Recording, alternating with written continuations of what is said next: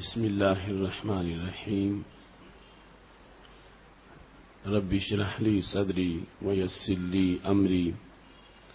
واحلل عقدة من لساني يفقهوا قولي.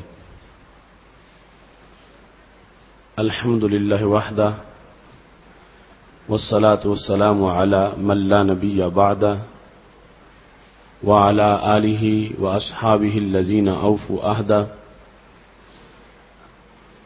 أما بعد فأعوذ بالله من الشيطان الرجيم. بسم الله الرحمن الرحيم. وأنزلنا إليك الذكر لتبين للناس ما نزل إليهم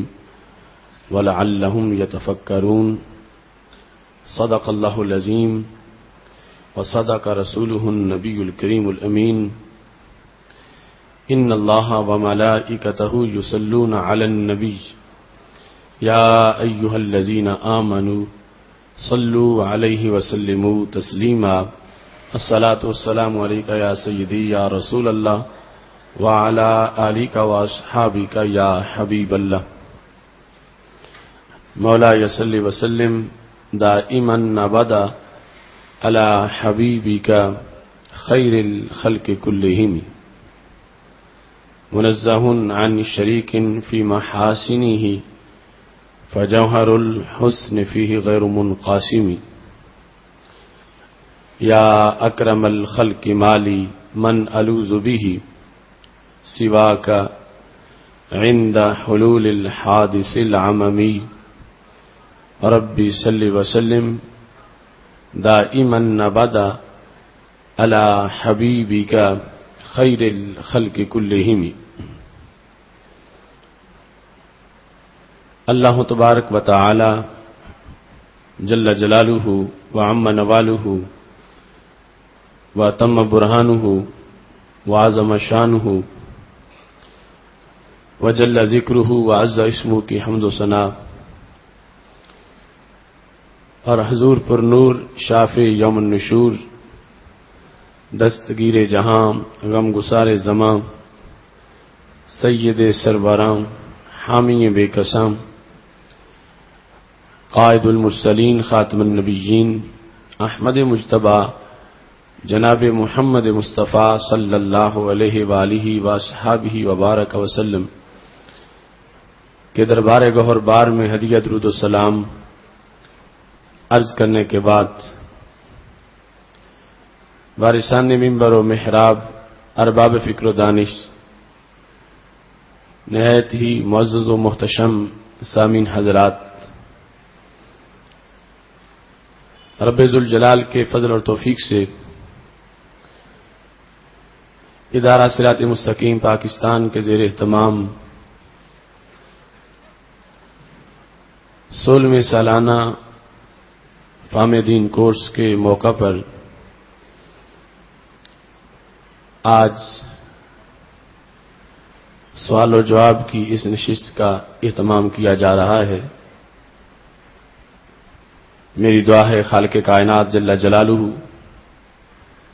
ہماری اس کاوش کو اپنے دربار میں قبول فرمائے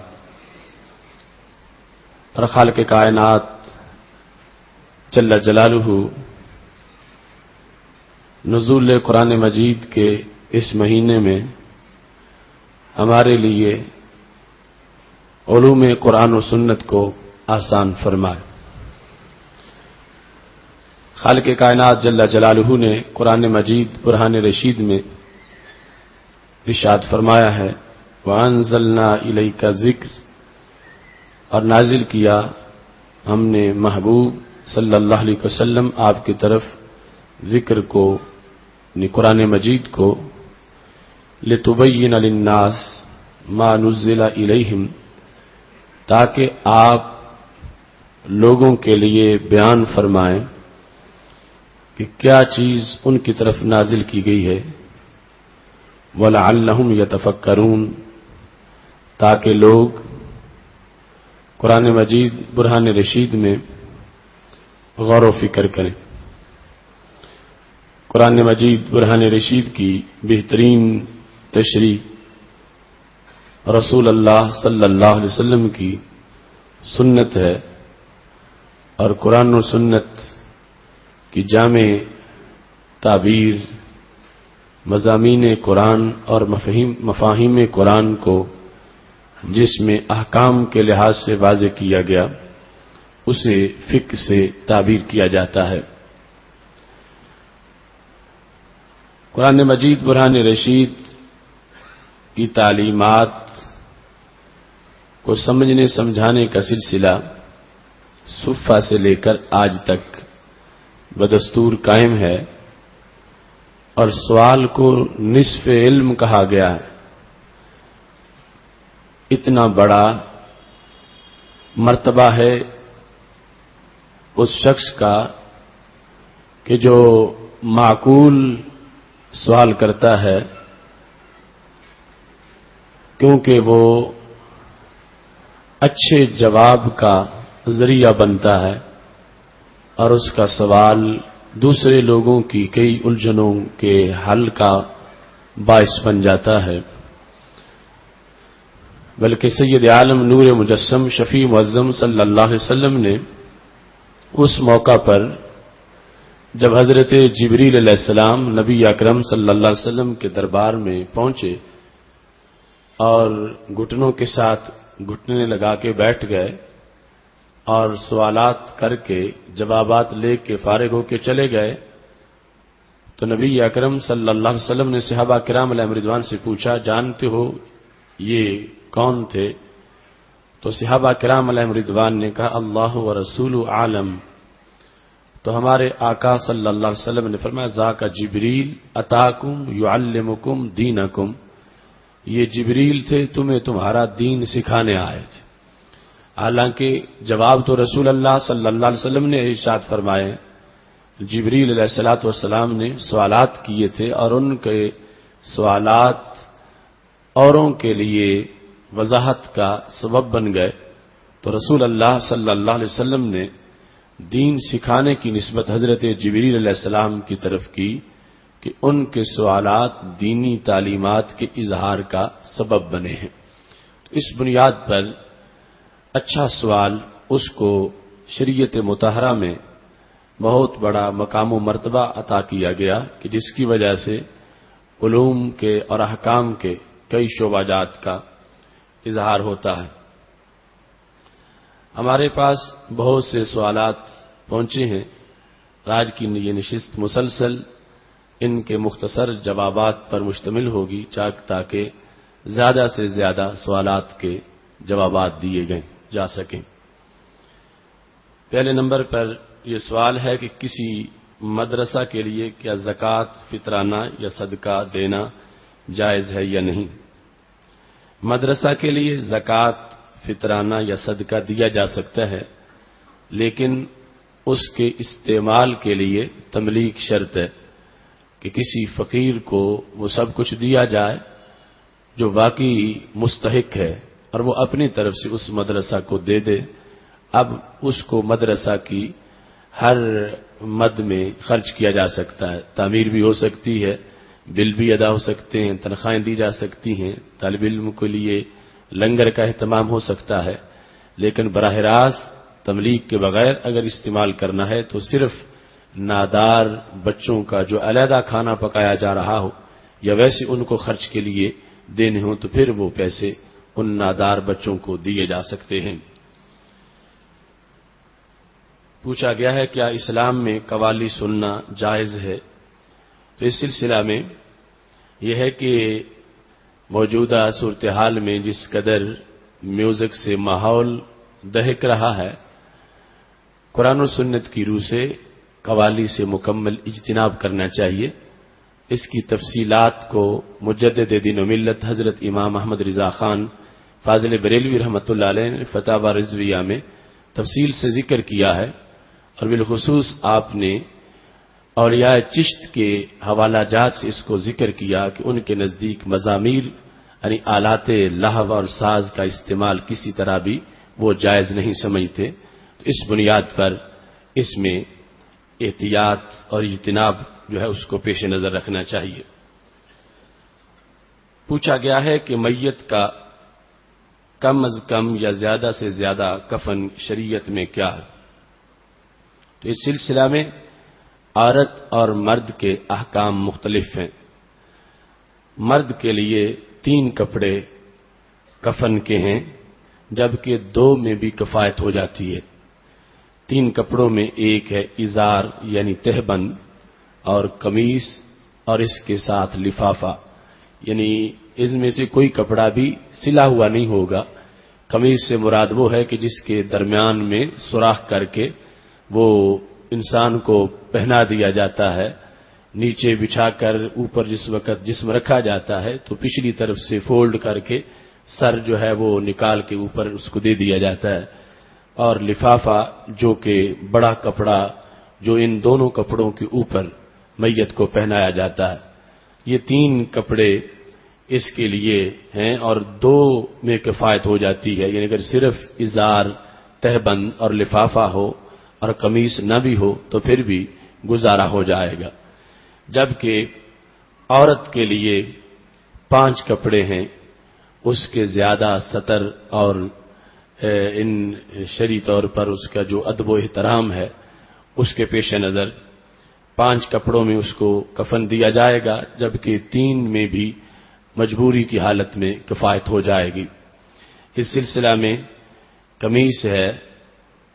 اوڑھنی ہے، لفافہ ہے، تہبند ہے، اور پھر ایک چھوٹا کپڑا جو اس کے چھاتی پر علیحدہ جو پہنایا جائے، تو اس طرح مجموعی طور پر 5 کپڑے عورت کے کفن کے ہیں، اور کفایت تہبند، اوڑھنی اور لفافہ سے بھی ہو سکتی ہے، یعنی لفافہ سے مراد وہ کھلا کپڑا جو سب سے اوپر بڑی چادر جو ہے وہ پہنا دی جاتی ہے۔ باقی اس میں کپڑا سلائی کر کے شلوار پہنانا یا اس طرح کی کوئی چیز شرعی طور پر اس کی اجازت نہیں ہے۔ انسلا کپڑا جو ہے وہ کفن میں پہنایا جائے۔ پوچھا گیا ہے کہ فجر کی اذان میں اشہد ان لا الہ الا اللہ اور اشہد ان محمد الرسول اللہ 4 مرتبہ پڑھنا حدیث سے ثابت ہے؟ تو اس سلسلہ میں یہ ہے کہ حضرت عبداللہ بن عمر رضی اللہ تعالی عنہ کا یہ فرمان ابو داؤد شریف میں موجود ہے۔ وہ کہتے ہیں انما کان الاذان علی عہد رسول اللہ صلی اللہ علیہ وسلم مرتين کہ نبی اکرم صلی اللہ علیہ وسلم کے ظاہری حیات میں جو اذان پڑھی جاتی تھی تو ہر کلمہ 2 مرتبہ کہا جاتا تھا، جس طرح آج بھی ہماری مساجد میں اذان ہوتی ہے۔ اور حدیث ابی محذورہ رضی اللہ تعالی عنہ جس کا لوگ حوالہ دیتے ہیں، وہ رسول اللہ صلی اللہ علیہ وسلم نے ان کو تعلیم دیتے ہوئے یعنی پکوا رہے تھے، پڑھا رہے تھے، تو اس مرتبہ ان سے 4 مرتبہ کلمہ کہلوایا، لیکن جو اذان رائج ہوئی وہ اسی طرح تھی کہ اس میں ہر کلمہ جو ہے اسے 2 مرتبہ کہا جا رہا تھا۔ ایک شخص نے پوچھا ہے کہ سید عالم صلی اللہ علیہ وسلم کا ذکر کرنے سے کبھی تو مجھے بہت زیادہ سرور آتا ہے کہ اس کا بیان نہیں ہو سکتا، اور کبھی کسی وقت میں ذکر کروں تو مجھے سکون میسر نہیں آتا، تو اس سلسلہ میں مجھے کیا کرنا چاہیے؟ اس سلسلہ میں یہ ہے کہ باوضو زیادہ سے زیادہ درود شریف کا اہتمام کرنا چاہیے، اور اپنے آپ کو رسول اللہ صلی اللہ علیہ وسلم کی نگاہ عنایت کی نیچے سمجھنا چاہیے، مدینہ شریف کا تصور کر کے اس عمل میں دوام اختیار کرنے سے رب ذوالجلال انشاءاللہ مزید سرور عطا فرما دے گا۔ تو اس کے ساتھ یہ پوچھا گیا کہ میت کو غسل دینے کے بعد اگر رات بھر رکھا جائے تو کیا پھر اسے دوبارہ غسل دینا ہوگا؟ کچھ لوگ ایسا کرتے ہیں، تو ایک بار ہی میت کو غسل دینے کا حکم ہے، اگرچہ وقت زیادہ ہو جائے تو پھر بھی دوبارہ غسل دینا جائز نہیں ہے، اور شرعاً یہ ہے کہ جتنا جلد ہو سکے اس کی تدفین کا کام مکمل کیا جائے۔ بہرحال اگر لیٹ ہو گیا معاملہ تو پھر بھی غسل کو دہرانے کی ضرورت نہیں ہے۔ پوچھا گیا ہے کہ حضرت سیدنا ابو بکر صدیق اور حضرت سیدنا عمر فاروق رضی اللہ تعالی عنہ کو جنتی بوڑھوں کا سردار قرار دیا گیا، اور حضرت امام حسن اور حضرت امام حسین رضی اللہ تعالی عنہ کو جنتی جوانوں کا سردار کہا گیا، جبکہ ادھر حدیث شریف میں موجود ہے کہ جنتی سارے جوان ہی ہوں گے، تو پھر کس طرح حضرت صدیق اکبر اور حضرت فاروق اعظم رضی اللہ تعالی عنہ کی سرداری کا تصور کیا جا سکتا ہے؟ تو اس میں معیار جنت میں داخل ہونے کے بعد کی صورتحال کا نہیں، بلکہ معیار دنیا سے جانے کی صورتحال کا ہے۔ یعنی دنیا میں جو لوگ اس جہاں سے رخصت ہوئے جوانی میں، ان کی سیادت حضرت امام حسن اور حضرت امام حسین رضی اللہ تعالی عنہ فرمائیں گے، اور جو دنیا میں بڑھاپے کی حالت میں گئے، ان کی سیادت کے لحاظ سے حضرت سیدنا صدیق اکبر رضی اللہ تعالی عنہ کا ذکر حدیث شریف میں کیا گیا ہے۔ پوچھا گیا ہے کہ اگر ہمارے پاس 3 تولہ سونا ہے اور نقد پیسے 30,000 ہیں تو کیا اس صورتحال میں سونے پر زکوٰۃ ہے یا نہیں؟ تو ایسی صورتحال میں سونے پر زکوٰۃ نہیں ہوگی جب تک کہ وہ 7.5 تولے مقدار تک نہ پہنچ جائے۔ ہاں، اگر کسی کے پاس تھوڑی سی چاندی بھی ہوگی تو پھر سونا جو ہے اسے چاندی شمار کیا جائے گا، اور ایسی صورتحال میں 7.5 تولے سے پہلے ہی زکوٰۃ لازم ہو جائے گی۔ تو اس بنیاد پر انسان کو چاندی کے مسئلے میں محتاط ہونا چاہیے۔ اگر ایک انگوٹھی بھی چاندی کی ہے اور سونا اس کے پاس 3 تولے ہے یا 4 تولے ہے، تو اب 4 تولے سونے کی جتنی قیمت ہے اس سے 52.5 تولے چاندی تو آسانی سے آ سکتی ہے۔ تو اس بنیاد پر چاندی کا نصاب شمار کیا جائے گا، اور اس سونے کو چاندی شمار کرتے ہوئے اس پر زکوٰۃ کا حکم دیا جائے گا۔ لیکن اگر چاندی نہیں ہے اور صرف پیسے ہیں تو روپے جو ان کا علیحدہ نصاب ہے اور سونے کا علیحدہ نصاب ہے، لہذا سونا جس وقت 7.5 تولے تک نہیں پہنچ جاتا اس وقت تک شرعی طور پر زکوٰۃ لاگو نہیں ہوگی۔ پوچھا گیا ہے کہ صبح و سحری کے وقت جب اذانیں شروع ہوتی ہیں تو کیا اس وقت کچھ کھا پی سکتے ہیں یا نہیں؟ تو حقیقت میں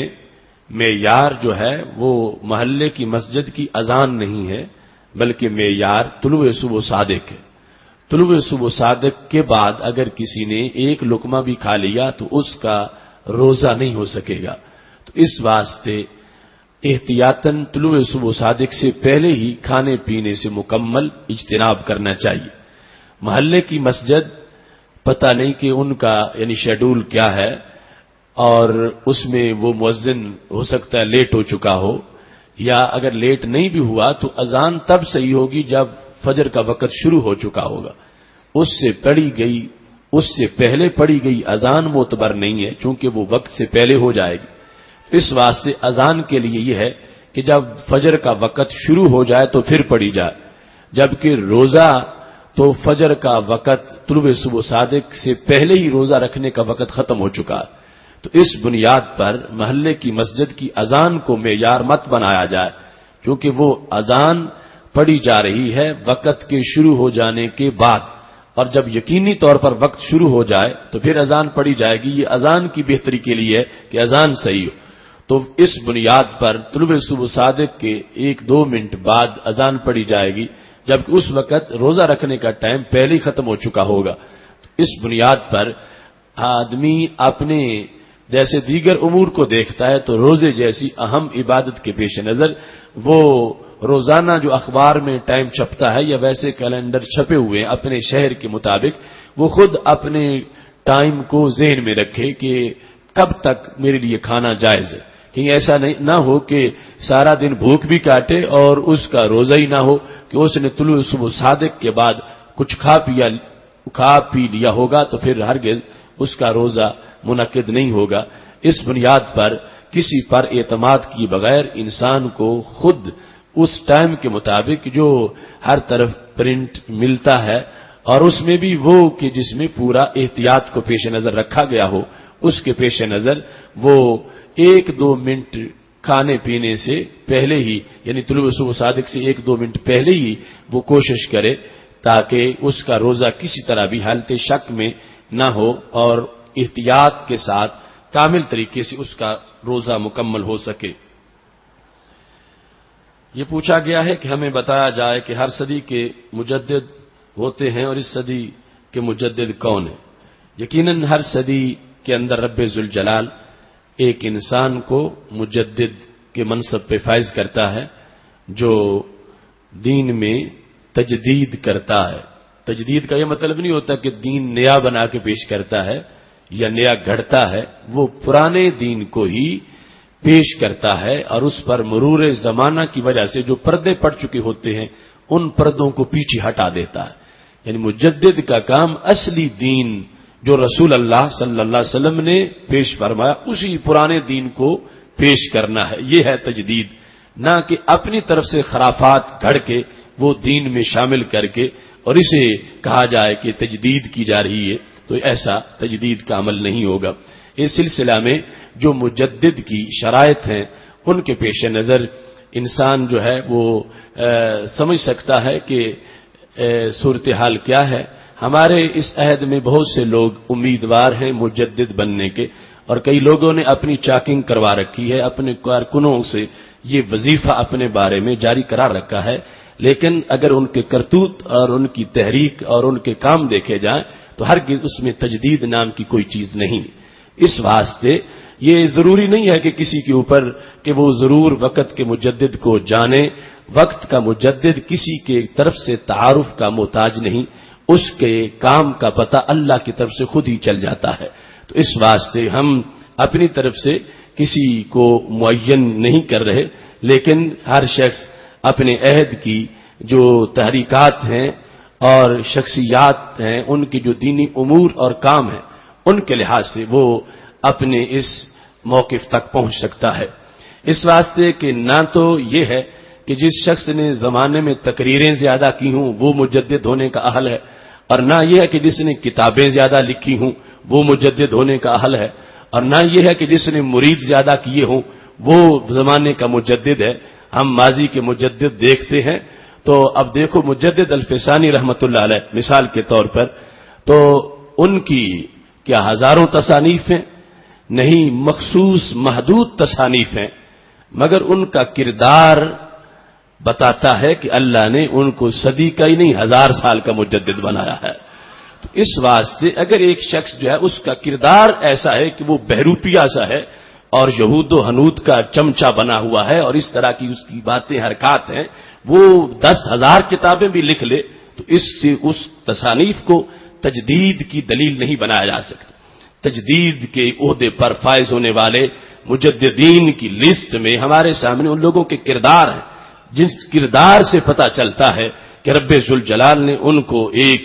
نور عطا فرمایا ہے جس کی وجہ سے جو ان سے منسلک ہوتا ہے اس میں بھی نور آ جاتا ہے، نیکی آتی ہے، عمل صالح آتا ہے، بد عقیدگی ختم ہو جاتی ہے۔ نہ یہ کہ جو قریب آئے اس کا عمل جو پہلے تھا وہ بھی ختم ہو جائے یا وہ بد عقیدگی کا مریض ہو جائے۔ تو اس بنیاد پر جو سید عالم نور مجسم شفیع معظم صلی اللہ علیہ وسلم نے فرمایا ینفون عنہ تحریف الغالین وانتحال المبترین وطویل الجاہلین، فرمایا میرا وہ مجدد کیا کرے گا؟ وہ غالی لوگوں کی تحریف دین سے ختم کرے گا، وہ ہیلا پرستوں کی ہیلا سازیاں جو ہیں وہ ختم کرے گا، اور جاہل لوگوں کی دین میں جو تعویلیں ہوں گی ان تعویلوں کو ختم کر کے حقیقی دین وہ لوگوں کے سامنے پیش کرے گا۔ تو اس واسطے یہ رسول اللہ صلی اللہ علیہ وسلم کی طرف سے بیان کردہ علامات ہیں، اور انسان کے پاس عقل ہے وہ ان کی روشنی میں دیکھ سکتا ہے کہ کون ہے صدی کے اختتام پر وہ کہ جس میں ایسی صورتیں موجود ہیں۔ پوچھا گیا ہے کہ کیا زیر استعمال پر زکوٰۃ ہے یا نہیں؟ تو سونا اگرچہ استعمال کیا جا رہا ہو یا ویسے رکھا ہوا ہو، وہ زیور کی شکل میں ہو یا کسی برتن کی شکل میں ہو یا ویسے سونے کی اینٹ ہو، جس صورت میں بھی ہوگا اس کی زکوٰۃ دینا لازم ہے۔ یعنی یہ جو عوام میں مشہور ہے کہ جو سونا استعمال ہو اس کی زکوٰۃ نہیں ہوتی، تو یہ غلط بات مشہور ہو چکی ہے۔ سونے کی زکوٰۃ استعمال ہو یا نہ ہو ہر حالت میں نصاب کے مطابق دینا پڑے گی۔ یہ پوچھا گیا ہے کہ نماز جمعہ کے بعد صلاۃ و سلام پڑھنا جب قرآن و سنت سے ثابت نہیں تو پھر تم نماز جمعہ اور اپنی محافل کے اختتام پر ایسا کیوں کرتے ہو؟ تو اس کی تفصیل ہماری کتاب صلاۃ و سلام پر اعتراض آخر کیوں، اس میں لکھی ہوئی ہے جو منکرین پر 12-13 سال سے ہمارا قرض ہے جو آج تک اس کا جواب نہیں دے سکے، اور یہ کہنا کہ قرآن و سنت سے ثابت نہیں، یہ بات بالکل غلط ہے، اس واسطے کہ رب ذوالجلال نے جو فرمایا ہے ان اللہ وملائکتہ یصلون علی النبی یا ایھا الذین آمنوا صلوا علیہ وسلموا تسلیما، کہ بے شک اللہ اور اس کے فرشتے رسول اللہ صلی اللہ علیہ وسلم پر رحمت بھیجتے ہیں، اے ایمان والو تم بھی ان پر سلام بھیجو، صلات پڑھو اور سلام بھیجو، خوب سلام بھیجو۔ اس کے اندر اگر تو صلو اور وسلموا میں ساتھ یہ قید ہے الا بعد الجمعہ کہ درود پڑھو مگر جمعے کے بعد نہیں پڑھنا، یا الا بعد الجلسہ یا الا بعد الحفلہ کہ محفل کے بعد نہیں ویسے پڑھو، تو پھر تو ہم مجرم ہیں کہ ہم نے دین میں اضافہ کر دیا۔ اور اگر یہ لفظ قرآن مجید میں موجود نہیں ہے اور کسی حدیث نے اس کی تخصیص نہیں کی تو پھر ہم اللہ کے حکم پر عمل کر رہے ہیں، چونکہ خالق کائنات جل جلالہ نے صلو کو بھی مطلقاً رکھا ہے اور سلموا کو بھی مطلقاً رکھا ہے۔ یعنی آج اگر کوئی مرزائی، کوئی قادیانی، یہودی، عیسائی، کوئی غیر مسلم تجھ سے اگر یہ پوچھے کہ تمہارے نبی پر درود پڑھنے کا جو وقت ہے اس کے لحاظ سے کیا شریعت تمہیں اجازت دیتی ہے کہ صبح 7 بجے درود پڑھو، تو تم یہی کہو گے کہ ہاں شریعت اجازت دیتی ہے۔ وہ پوچھے گا کس آیت میں ہے، تو آپ کہیں گے اللہ نے فرمایا صلو علیہ وسلموا تسلیما، اور رب نے وہاں پر کوئی قید نہیں لگائی،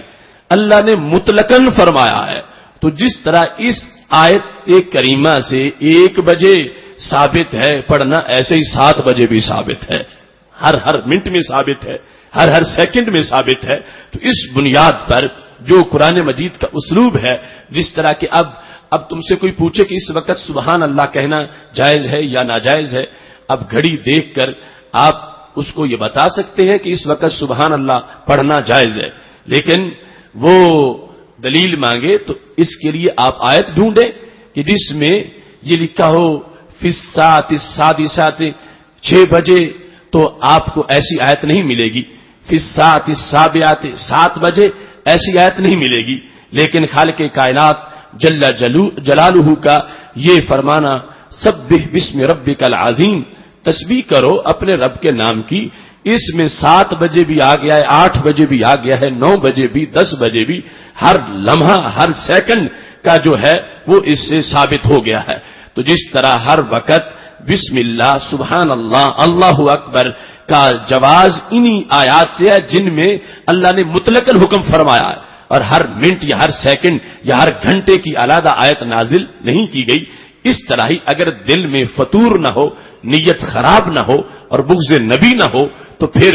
کسی وقت بھی درود پڑھنے میں کوئی قباحت نہیں ہے۔ ان اوقات میں نماز کے بعد کا بھی وقت ہے، جمعے کے بعد کا بھی وقت ہے، محفل کے بعد کا بھی وقت ہے، اور یہ پڑھنے والا جب یہ سمجھتا ہے کہ صرف اسی وقت نہیں اور اوقات میں بھی جائز ہے تو اس نے قرآن مجید کے مطلق کو خاص نہیں کیا۔ اگر یہ عقیدہ ہوتا کہ نماز جمعہ کے بعد تو جائز ہے لیکن کچھ وقت گزر گیا تو پھر ناجائز ہو جائے گا، اگر یہ عقیدہ ہوتا کہ جلسہ ختم ہوتے ہوئے فوراً جائز ہے، پہلے بھی جائز نہیں بعد میں بھی جائز نہیں، تو پھر تو اس شخص نے قرآن مجید میں قید لگا کر مضمون کو بدلا تھا۔ لیکن اللہ کا فضل ہے ایسی کوئی صورتحال اہل سنت میں موجود نہیں ہے۔ یہ جلسہ سے پہلے بھی جائز سمجھتے ہیں، جلسہ کے اندر بھی جائز سمجھتے ہیں، جلسہ کے فوراً بعد بھی جائز سمجھتے ہیں، اس کے گھنٹہ بعد بھی جائز سمجھتے ہیں۔ تو اس واسطے ہمارا جو موقف ہے وہ اس مطلق حکم کے مطابق ہے جو خالق کائنات جل جلالہ نے قرآن مجید میں ہمیں عطا فرمایا ہے۔ اور اللہ کو مطلوب، مقصود، محبوب یہ ہے کہ میرے محبوب علیہ السلام پر کثرت سے درود پڑھا جائے، اس واسطے اس نے ٹائم کی پابندی نہیں لگائی تاکہ کمی واقع نہ ہو۔ اگر آج کوئی شخص اپنی طرف سے پابندی لگا رہا ہے تو وہ اللہ کے قرآن سے بڑی اتھارٹی نہیں رکھتا اور نہ ہی وہ اپنی طرف سے قید لگا سکتا ہے۔ اور جب رب کو پسند ہے کہ جن وقتوں میں میرے محبوب پہ درود پڑھا جائے ان میں جمعے کے بعد والا وقت بھی ہو، اللہ کو جب یہ پسند ہے کہ جن اوقات میں میرے محبوب علیہ السلام کو سلام کہا جائے ان میں دیگر اوقات کے علاوہ جلسے کے بعد والا وقت بھی ہو، تو جب رب کو پسند ہے اگر کوئی اس سے جلتا ہے تو جلے، ہم تو اپنے مولا کی پسند کو پیش نظر رکھنے والے ہیں۔ تو اس بنیاد پر خالق کائنات جل جلالہ کی حکم کے مطابق اور اللہ کے دی فرمان کے مطابق اہل سنت و جماعت اہتمام کرتے ہیں۔ اور پھر صرف جلسہ یا اجتماع کے لیے ضروری نہیں، ہمارے نبی علیہ الصلوۃ والسلام فرماتے ہیں جہاں دو انسان بیٹھ گئے، چار بندے بیٹھ گئے، کوئی اچھی بات ہوئی، فرمایا اگر مجھ پہ درود پڑے بغیر اٹھے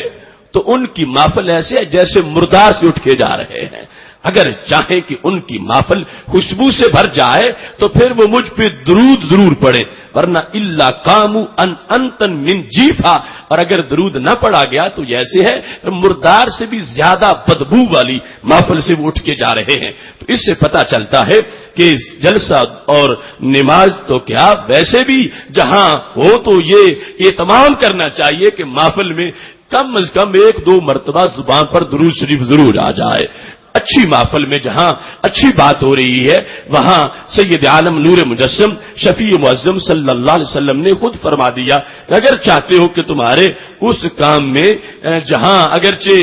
سودے کی بات ہو رہی تھی، کوئی دنیاوی معاملہ تھا، چاہتے ہو کہ برکت شامل ہو جائے تو درود شریف پڑھنے سے برکت وہاں بھی شامل ہو جائے گی۔ اس کے بعد یہ پوچھا گیا ہے کہ کیا یزید کو ملعون کہنا جائز ہے یا نہیں؟ تو اس سلسلہ میں حضرت مجدد الفسانی رحمۃ اللہ علیہ کے مکتوبات شریف میں دفتر اول مکتوب نمبر 251 میں تفصیل موجود ہے۔ حضرت مجدد الفسانی رحمۃ اللہ علیہ کہتے ہیں یزید بے دولت از زمرائے فاسق است، یزید بے دولت فاسق لوگوں کے زمرہ سے ہے۔ توقف در لعنت او بنا بر اصل مقرر اہل سنت است، اہل سنت و جماعت کے نزدیک اس پر لعنت سے توقف کیا گیا ہے، لیکن فرمایا اس کا یہ مطلب نہیں کہ وہ لعنت کا مستحق نہیں۔ توقف اس لیے کیا گیا ہے، کہتے ہیں کہ اگرچہ کافر باشد تجویز لعنت نہ کردان مگر آن کے بیقین معلوم کنند کے ختم او بر کفر بودا کا ابھی لہب۔ ہمارے نزدیک اہل سنت کا یہ قانون ہے کہ کافر پر بھی معین لعنت نہیں کرتے جب تک کہ یقین نہ ہو جائے کہ وہ کفر پر ہی مرا تھا۔ نام لے کر کسی کافر پر بھی اس وقت تک لعنت جائز نہیں جب تک کہ اس کے بارے میں قطعی کفر میں دنیا سے جانا ثابت نہ ہو۔ جس طرح ابو جہل کا دنیا سے جانا قطعی طور پر کفر پہ ثابت ہے، اس کی بیوی کا دنیا سے کفر پر جانا قطعی طور پر یہ ثابت ہے، ابو جہل کا دنیا سے کفر پر جانا یہ ثابت ہے۔ تو ایسی صورتحال میں ان لوگوں کا نام لے کر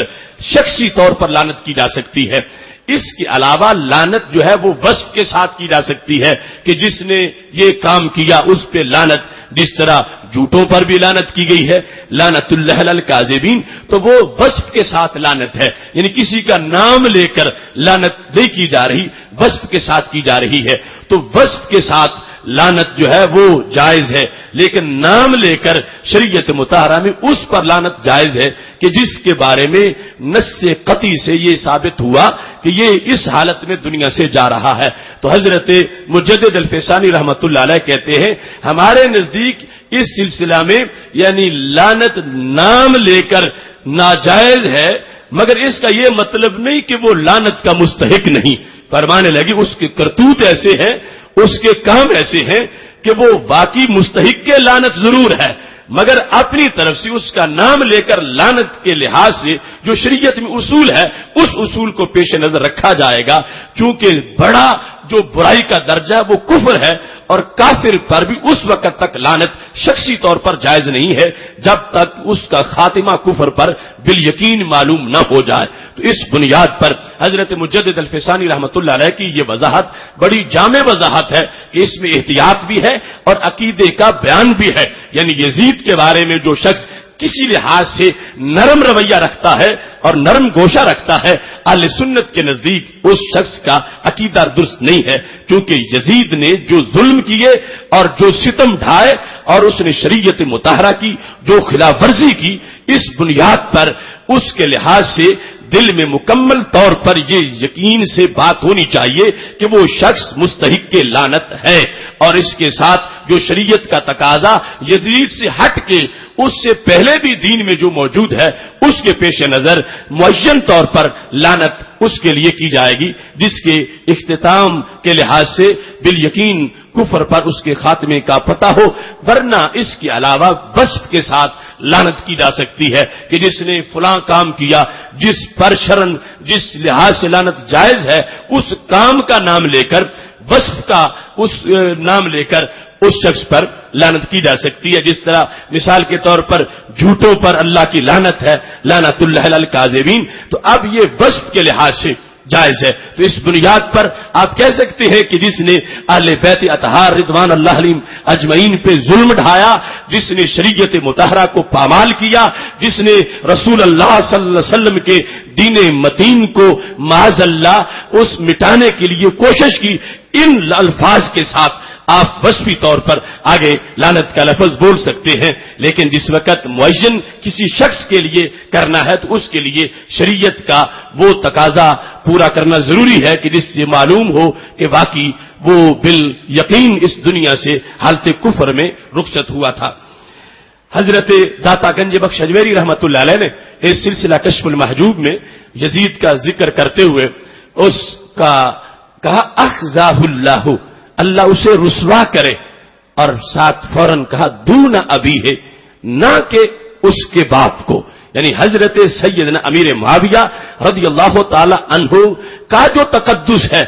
یزید کے کرتوتوں کی وجہ سے کسی کی زبان پر ان کے لحاظ سے حضرت امیر معاویہ رضی اللہ تعالی عنہ کے لحاظ سے کوئی جملہ نہ نکلے اور نہ ہی ایسا کوئی تصور بنے اور نہ ہی عقیدے میں کوئی بات شامل ہو، اس واسطے کہ حضرت داتا گنج بخش اجمیری رحمت اللہ علیہ جیسے وہ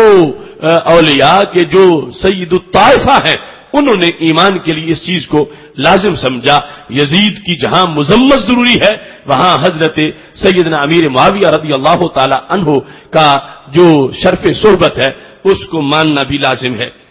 کیا حالت روزہ میں بال کٹوائے جا سکتے ہیں یا ناخن تراشے جا سکتے ہیں؟ تو اس سلسلہ میں بال کٹوانا بھی جائز ہے اور ناخن تراشنا بھی جائز ہے. پوچھا گیا ہے کہ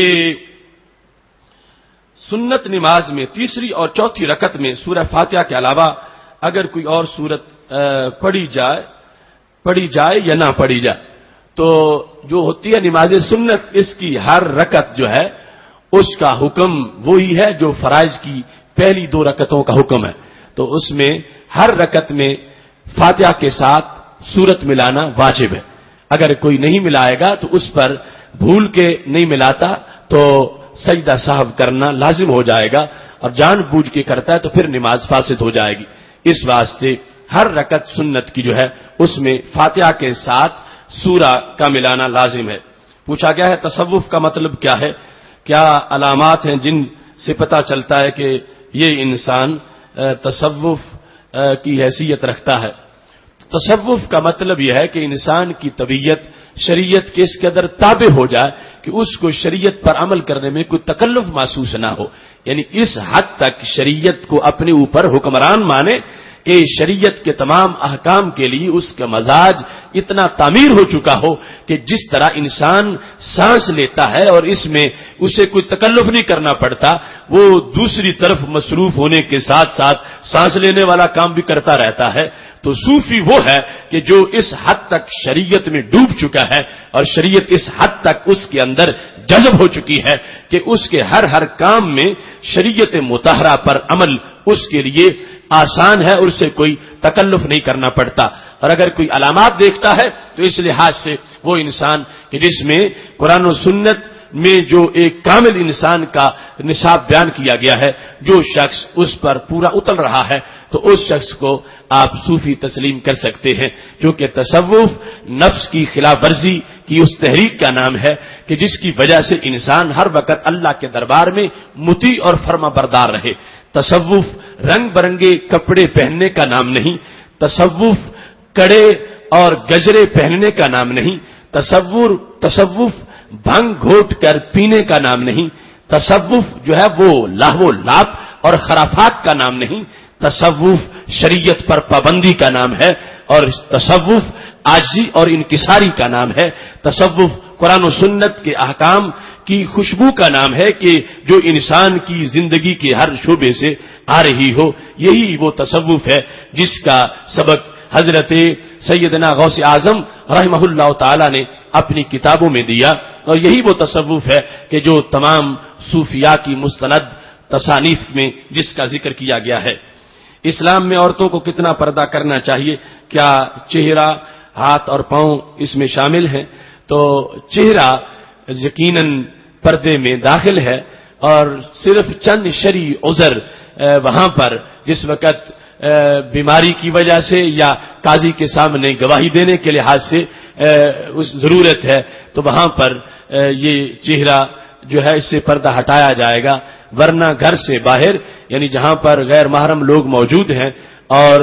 وہاں پہ ایک خاتون اسلام گزر رہی ہے تو اس کے لیے لازم ہے کہ چہرے کو ڈھانپے، چونکہ سب سے زیادہ فتنہ اسی سے پھیلتا ہے. آج کے کچھ مفکرین چہرے کے پردے کو شریعت کا حصہ قرار نہیں دے رہے تو وہ اسلام کی روح کی ترجمانی نہیں کر رہے. اسلام میں جس بنیاد پر پردہ رکھا گیا ہے اس میں چہرے کا پردہ جو ہے اس کی اولین حیثیت ہے، لہذا چہرے کا مکمل طور پر پردہ ہونا چاہیے. اس کے ساتھ ہاتھ اور قدم جو ہیں ان کا پردہ بھی ضروری ہے، لیکن ان کے مقابلے میں باقی بدن کے ہمراہ چہرے کا ڈھانپنا اس کو زیادہ اہمیت دی گئی ہے. اور پوری عورت ہے، چھپی ہوئی چیز ہے، اس کو اپنا پیکر مکمل طور پر چھپانا چاہیے، یہاں تک کہ جہاں تک ہو سکے اپنی آواز کو بھی چھپائے اور اپنی آواز کو بھی ایک امانت کے طور پر محفوظ کر کے رکھے. پوچھا گیا ہے ایک انسان جو ملازمت کرتا ہے وہاں تنخواہ کے علاوہ اسے کوئی اور پیسے ملتے ہیں، مثلا ایک استاد بچوں کو جرمانہ کرتا ہے تو کیا وہ جرمانہ کے پیسے پرنسپل کو دینا ضروری ہے یا نہیں؟ تو اس سلسلہ میں جو پرنسپل یا جو بھی ادارہ ہے وہاں پر جو مشترکہ لاہ عمل ہے اس کے مطابق عمل ہونا چاہیے. یعنی وہ پیسے جرمانہ وصول کر کے استاد براہ راست اپنے پاس نہیں رکھ سکتا، بلکہ اس سلسلہ میں جو وہاں انتظامیہ ہے، جو وہاں پر مدیر ہیں، پرنسپل ہیں، ان کے کہنے کے مطابق یا جو اجتماعی طور پر پالیسی بنائی گئی ہے اس مد میں وہ پیسے خرچ ہونے چاہیے. پوچھا گیا تراویح کم سے کم کتنی ہے؟ تو تراویح جو ہے وہ کم سے کم اور زیادہ سے زیادہ ایک ہی اس کی تعداد ہے، وہ 20 رکعت ہے، نہ 20 سے کم ہے اور نہ 20 سے زائد. اور یہ وہ تراویح ہے جو رسول اللہ صلی اللہ علیہ وسلم کی ظاہری حیات سے لے کر آج تک مسجد نبوی میں 20 ہی ادا کی گئی ہے، اور کبھی نہ اس سے کم اور نہ اس سے زیادہ پڑھی گئی. اور جہاں تک 8 رکعت کا تعلق ہے تو اس کی بنیاد ہندوستان کے شہر بٹالہ میں محمد حسین بٹالوی نے رکھی، جس کا ذکر قلعہ میاں سنگھ کے مولوی غلام رسول نے جو غیر مقلد تھا اس وقت اپنے فتویٰ میں فارسی کے اندر اس نے کیا کہ یہ محمد حسین بٹالوی جو 8 رکعت کا قول کر رہا ہے تو غیر مقلد عالم دین اس وقت کا گوجرانوالا کا کہنے لگا آج تک امت میں 8 کا تو کوئی تصور ہی نہیں ہے، 8 رکعت نام کی تراویح نہیں ہے، ہاں تہجد ہو سکتی ہے. تو اتنا بڑا اس کو عجیب قول قرار دیا گیا کہ غیر مقلدین اس کو رد کیا کہ 8 رکعت تراویح مت کہو، تراویح 8 رکعت نہیں ہوتی. پتہ نہیں کون سے وہ عوامل تھے کہ جن کے پیش نظر اس قول کو، جس کی عمر زیادہ سے زیادہ بس 140 سال بنتی ہے، نصف 1.5 صدی کے قریب ہے، اس کو آج دین بنا لیا گیا ہے، اور جو 14 صدیوں سے زائد سے زمانے سے پہلے سے آ رہی ہے اس تراویح کو ترک کیا جا رہا. اور اس میں یہ صرف غیر مقلدیت ہی نہیں بلکہ یہ ایک نفسانی خواہش اور فطور ہے. یعنی بہت سے اہل سنت بھی ایسا کرنا شروع کر دیتے ہیں اور سمجھتے ہیں کہ شاید یہ جائز ہوگا، تو انہوں نے اپنی خواہش کو اپنا امام بنا لیا. اگر اس بنیاد پر وہ 8 پڑھ کے نکل جاتے ہیں، یہ جو سنت ہے جس کو صحابہ نے سنت سمجھا وہ 20 رکعت ہے، اور 20 سے کم نماز تراویح نہیں ہے. وہ قیام اللیل جو رمضان اور رمضان کے علاوہ یعنی تہجد ہے وہ اس کی تعداد ہے. تراویح 20 رکعت ہے اور اس کا مکمل اہتمام ہونا چاہیے. اس سے کم پڑھ کے مسجد سے واک آؤٹ کر جانا، بائیکاٹ کر جانا، یہ کسی طرح بھی درست نہیں ہے. ویسے ہر انسان کو یہ ایک طبعاً جو آسان کام ہے وہ پسند لگتا ہے، لیکن جو مومن ہے اس کے لیے یہ معیار ہے کہ جو دین ہے خواہ مشکل ہو یا آسان، جتنا ہے اس پہ مکمل عمل کرنا چاہیے۔ تو اس بنیاد پر دیکھا دیکھی کا مذہب اختیار نہیں کرنا چاہیے۔ جو شریعت مطہرہ کی ترجمانی خلفائے راشدین نے کی، اسی کو ہی سنت سمجھتے ہوئے رسول اللہ صلی اللہ علیہ وسلم کی سنت کے بہترین اشارے وہی خلافت راشدہ کے ستون ہیں، اور ان کی طرف سے جو اور رسول اللہ صلی اللہ علیہ وسلم کی طرف سے ہمارے تک دین پہنچا، اس پر مکمل طور پر عمل ہونا چاہیے۔ کیا تعویذ پینا جائز ہے؟ کسی آیت کریمہ کا مضمون وہ پانی میں اس آیت کریمہ کو رکھ کر جو کاغذ پہ لکھی ہوئی ہے، اگر کوئی پانی پیتا ہے تبرک کے لحاظ سے یہ جائز ہے۔ اس سلسلہ میں ہماری کتاب ان قریب آ رہی ہے، رنج و علم سے نجات کا راستہ، اس میں قرآنی آیات کے خواص جو کہ حدیث شریف سے اور اس کے علاوہ متقدمین سے جن کو ذکر کیا گیا، ان کا حوالہ جات کا ذکر موجود ہے۔ اس کے بعد پوچھا گیا کوئی کمپنی آپ سے سرمایہ کے لیے پیسے حاصل کرتی ہے اور پھر آگے کاروبار کرتی ہے اور اس کے بعد اس کاروبار سے پیسہ انویسٹ کر کے پھر پرافٹ سرمایہ کاروں کو دیتی ہے، تو کیا اس سے اس طرح پیسے وصول کرنا اپنی دی ہوئی رقم کے اوپر جائز ہے یا نہیں؟ تو یہ سراسر سود ہے۔ شریعت مطہرہ میں یہ نہیں دیکھا گیا کہ کوئی پیسے لے کر آگے کیا کام کرتا ہے یا کیا نہیں کرتا، بس یہ ہے کہ جس وقت تم نے تھوڑے دیے اور اس کی عوض میں زیادہ لے رہے ہو، ان پیسوں پر، اصل رقم پر تم اس سے وصول کر رہے ہو، اور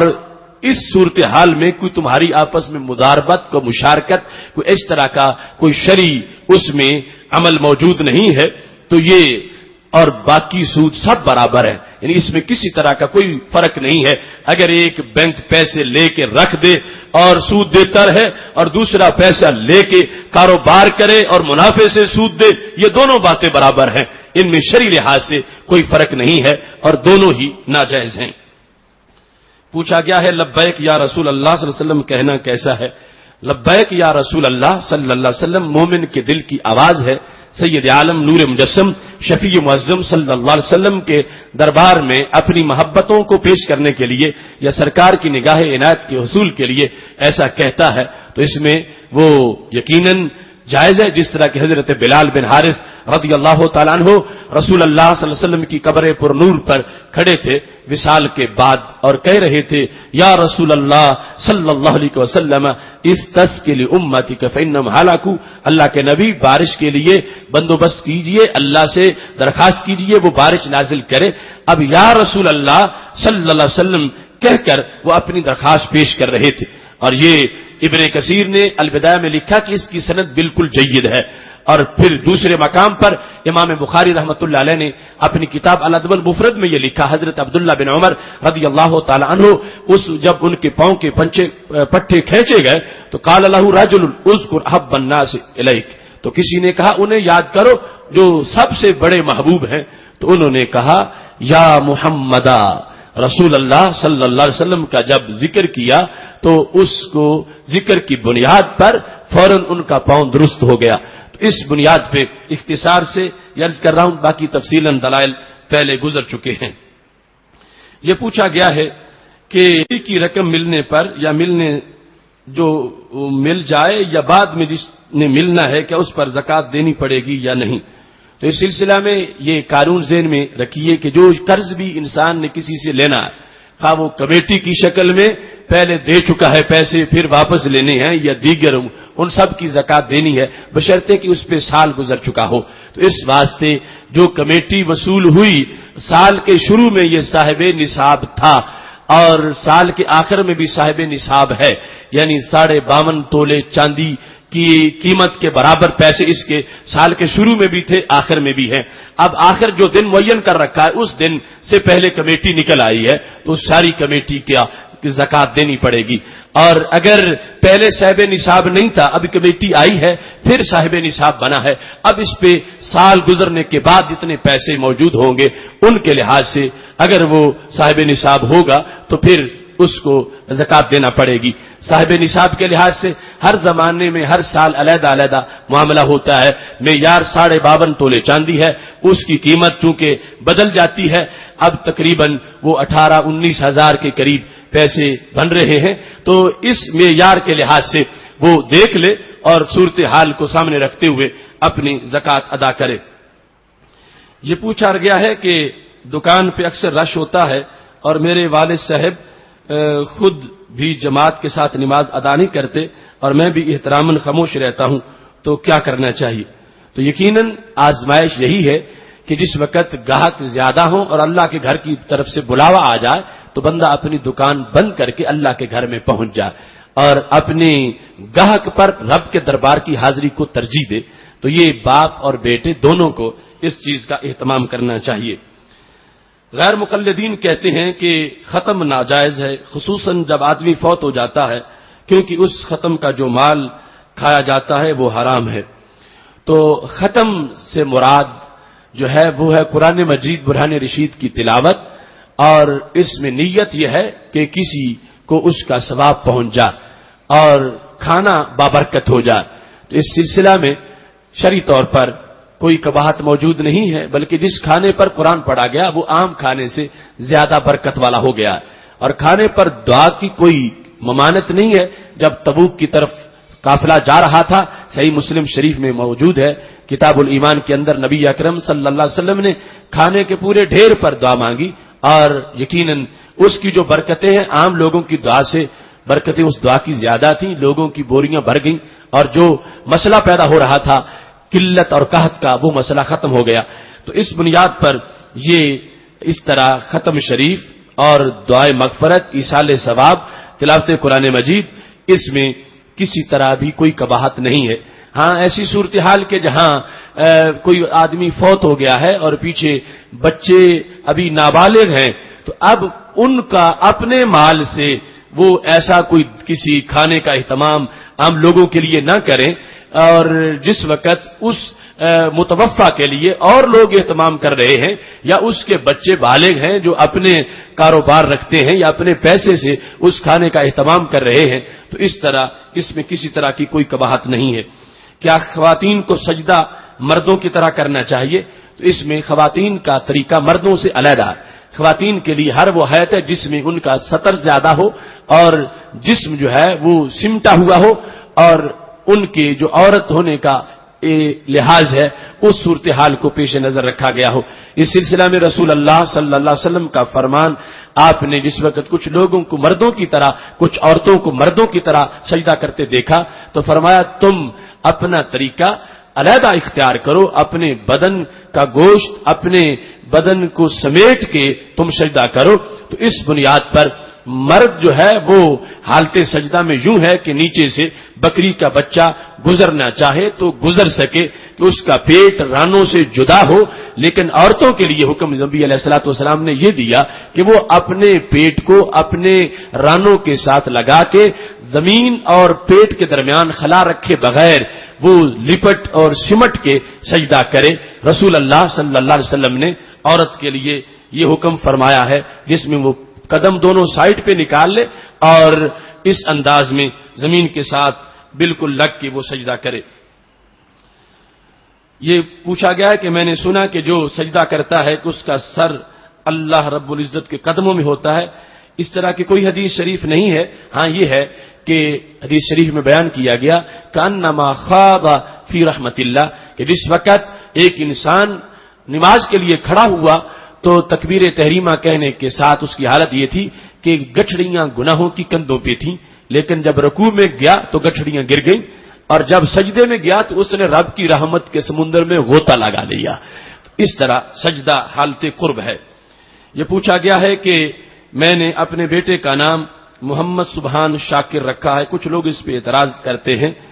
تو اس میں یہ ہے کہ محمد عبد السبحان شاکر یہ زیادہ اچھا ہے، اس کا اہتمام کر لیا جائے۔ سیدنا عبداللہ بن عباس رضی اللہ تعالی عنہ سے مروی ہے کہ رسول اللہ صلی اللہ علیہ وسلم نے ان عورتوں پر لعنت کی جو قبروں کی زیارت کرتی ہیں، اور ایسے ہی جو لوگ قبروں پہ مسجدیں بناتے ہیں اور جو قبروں پہ چراغ روشن کرتے ہیں۔ یہ حدیث شریف کے بارے میں پوچھا گیا تو اس کا مضمون جو بعض مقامات پہ موجود ہے تو اس میں لفظ ہے لعن اللہ زوارات القبور. تو زوارات یہ مبالغہ کا صیغہ ہے، زائرات سے جدا ہے. تو وہ عورت اس زمرہ میں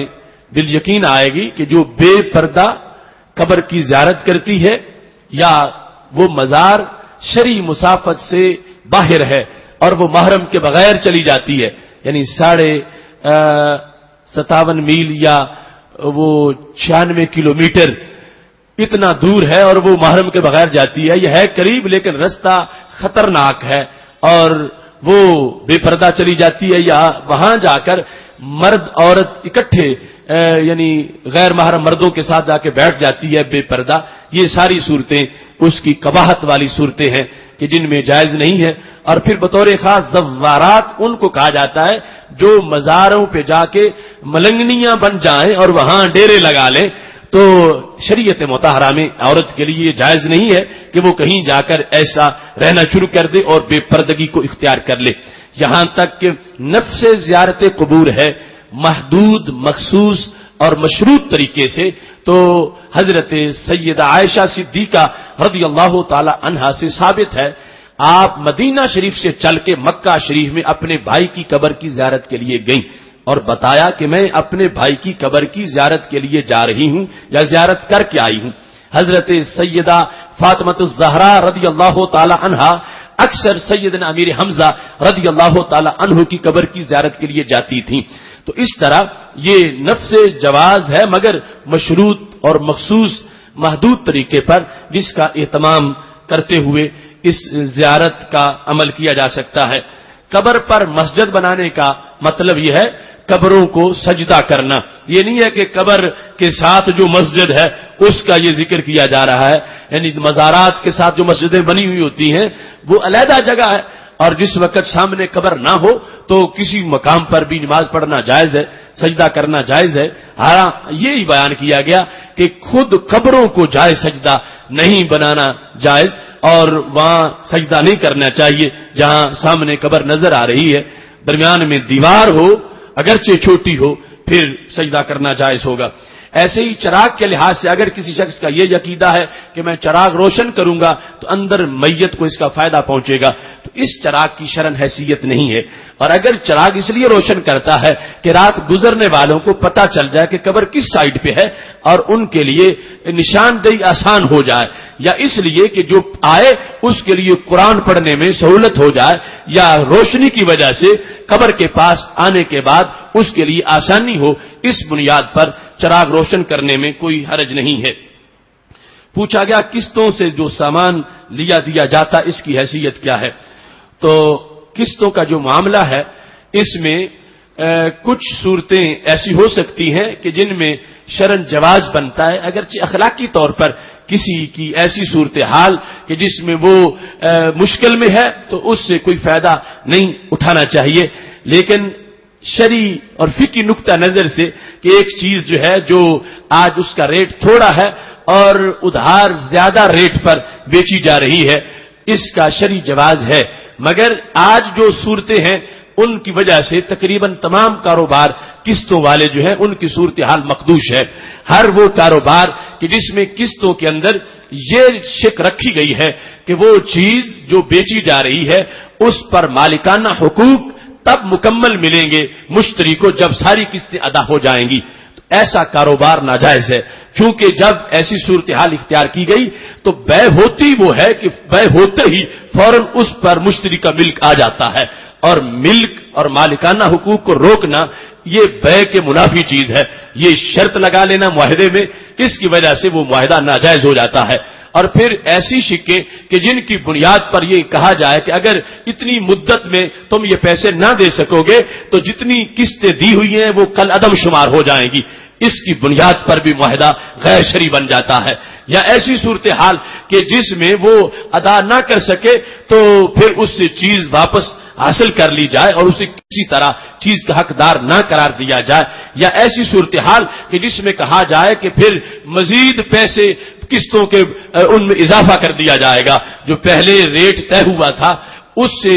فلاں مدت تک اگر پیسے نہ ملے تو پھر اتنے فیصد اور ہم بڑھا دیں گے. تو یہ ساری صورتیں ہیں جن کی بنیاد پر وہ قسطوں کا کاروبار ناجائز ہو جاتا ہے. اگر یہ شرائط نہ ہو، مطلقاً ایک چیز جس کی قیمت آج تھوڑی ہے اور ادھار بیچنے پر قیمت زیادہ لی جا رہی ہے، اگرچہ اخلاقاً اچھا یہی ہے کہ اس کو ادھار بھی اسی ریٹ پر دے دیا جائے جو ریٹ موجودہ ہے، لیکن اگر کوئی ایسا اخلاقی اعلی ظرفی کا مظاہرہ نہ کر سکا تو جو شرعی ضابطہ ہے اس کے مطابق جب اس نے چیز اپنے ملک سے نکال دی اور اسے دے دی اور ساتھ وہ ناجائز شرطیں نہیں لگائیں تو اس میں فقہی طور پر اس بیع کو جائز کہا جائے گا. پوچھا گیا ہے نعرہ حیدری لگانا کیسا ہے؟ تو نعرہ حیدری کے لحاظ سے سوال کی دو جہتیں ہو سکتی ہیں. ایک شاید کسی کو یا کے لفظ کے لحاظ سے، کلمہ یا کے لحاظ سے اعتراض ہے، یا ایسا بھی طبقہ ہے کہ جسے ویسے ہی حضرت سیدنا علی رضی اللہ تعالیٰ عنہ کی ذات سے بغض ہے. تو یہ بات ذہن میں رکھنی چاہیے. یا کا لفظ بعد از وصال رسول اللہ صلی اللہ علیہ وسلم کی زبان مقدس سے، جس طرح حدیث تلقین میں آپ کے سامنے بیان کر چکا ہوں، یہ ثابت ہے بعد از وصال یا کے ساتھ کسی کو ندا کی جا سکتی ہے. ہاں یہ ہے کہ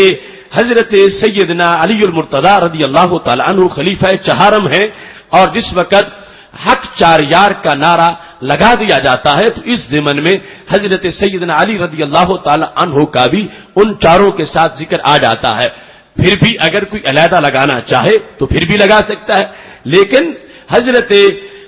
سیدنا صدیق اکبر رضی اللہ تعالی عنہ اور باقی خلفائے راشدین جو ان کا مشترکہ نعرہ ہے اسے ترک کر کے صرف اس نعرے کا اہتمام کرنا، اس میں رافضیت کی بو ہے اور اس میں تشیع کی جو ہے وہ جھلک ہے. اس واسطے وہ نعرہ تحقیق یا وہ نعرہ خلافت جس کا جواب حق چار یار سے دیا جاتا ہے، اس کے ساتھ بعد میں اگر اس کو لگایا جاتا ہے تو اس میں کوئی قباحت نہیں ہے. صرف اس کو لگانا، اس سے اہل سنت کی جو محافل ہیں ان کو معاذ اللہ رافضی جو ہیں وہ اپنی طرف اس کو ایکسپلائٹ کرنا چاہتے ہیں، اور یہ تاثر دینے کے لیے ایسی چیزوں کو ابھارا جاتا ہے کہ یہ شاید رافضیوں کا جلسہ ہے یا رافضیوں کی محفل ہے. اس واسطے نعرہ تحقیق کے ساتھ نعرہ حیدری جو ہے اس کو اٹیچ کرنا بعد میں، اس میں کسی لحاظ سے کوئی حرج نہیں ہے. اور ویسے چاروں کا ذکر مشترکہ نعرہ تحقیق میں آ جاتا ہے. ایک شخص جو ہے وہ سحری کے لیے اٹھا اور اس پر غسل فرض تھا، تو اب وقت تھوڑا ہے تو اسے کیا کرنا چاہیے؟ اگر ٹائم بہت تھوڑا ہے تو وہ اپنا غرارہ کر لے اور ہاتھ دھو لے، وضو کر لے اور سحری کھا لے، اور اس کے بعد جب روزے کا ٹائم شروع ہو گیا تو اس کے بعد غسل کر سکتا ہے، اور اسے یہ طریقہ اختیار کرنا چاہیے. جب پورا غسل کرنے کی وجہ سے ٹائم ہی ختم ہو جائے گا تو اتنا ضرور کرے کہ وہ ناک میں پانی چڑھائے، غرارہ کر لے ہاتھ دھو کے، اور اگر اتنا وقت ہے کہ وضو کر سکتا ہے تو اتنا کر کے اس کے بعد وہ سحری کھا لے، اور اس کے بعد جب اسے نماز سے پہلے جو وقت ہے اس میں غسل مکمل کر لے. حضرت سلیمان علیہ السلام کے زمانے میں جس چیونٹی کا ذکر آیا تو وہ نر ہے یا مادہ ہے، اس کے بارے میں کسی کو تشویش ہے تو قرآن مجید برہان رشید میں کہا گیا قالت نملہ یا ایھا النمل ادخلوا مساکنکم، تو وہاں پہ لفظ نمل ہے نہیں بلکہ نملہ ہے، نملتن النملہ. تو اگر ہوتا نمل تو پھر ہوتا ذکر نر کا، تو چونکہ یہ ہے نملہ تن جس میں تا تانیث کی ہے تو اس سے پتہ چلتا ہے کہ وہ جس کے قول کا ذکر ہے قرآن مجید میں وہ مادہ ہے، وہ نر نہیں ہے. قیامت کے دن اولاد کو والد یا والدہ کس کے نام سے پکارا جائے گا؟ یہ بھی لوگوں میں کافی اس مسئلے میں تشویش پائی جاتی ہے. تو قیامت کے دن کی حاضری کو ایک جگہ نہیں لگے گی، وہ حاضری کئی مقامات پہ لگے گی، اور ان مقامات میں بعض ایسے ہیں کہ جہاں والدہ کے نام سے بھی بلایا جائے گا، بعض ایسے ہیں جہاں والد کے نام سے بلایا جائے گا. اس واسطے دونوں اپنی اپنی جگہ پہ حقیقتیں ہیں. کوئی ایک جگہ ایسی نہیں ہے کہ جہاں صرف ایک مرتبہ ہی سب کی حاضری لگ رہی ہو، اس کے بہت سے موقف ہیں میدان معاشر کے، کئی جگہوں پہ اکٹھا کیا جائے گا، کئی جگہ پہ کھڑا کیا جائے گا. تو اس بنیاد پر دونوں طریقوں سے وہاں پر انسانوں کو حاضری کے لیے کہا جائے گا. یہ پوچھا گیا ایک سٹیکر چھپا ہوا صرف اللہ مولا تو یہ کہنا کیسا ہے؟ صرف اللہ مولا کہنا یہ قرآن مجید کا انکار ہے، اس واسطے کہ سورہ تحریم آیت نمبر 4 اللہ تعالیٰ ارشاد فرماتا ہے فَإِنَّ اللَّهَ هُوَ مَوْلَاهُ وَجِبْرِيلُ وَصَالِحُ الْمُؤْمِنِينَ، بے شک اللہ مولا ہے، جبریل مولا ہے